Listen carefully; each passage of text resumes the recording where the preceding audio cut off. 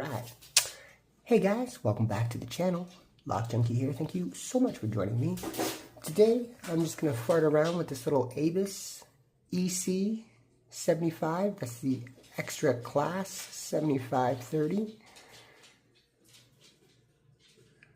Lock Company, Germany. It's a little 5-pin dimple lock with a very restricted keyway. But it's not a difficult pick. You just gotta have the right tools. And I found a standard dimple flag does not work. It's very hard to get it in there. So I use this half diamond and I start at the back.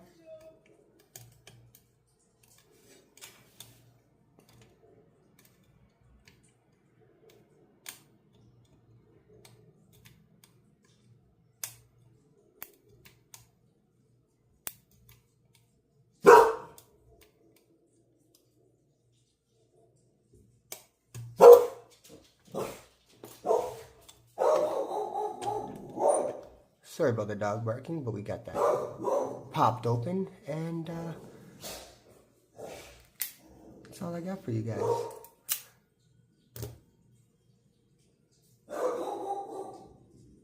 Blah, blah, blah, blah, blah, blah, blah, blah, blah.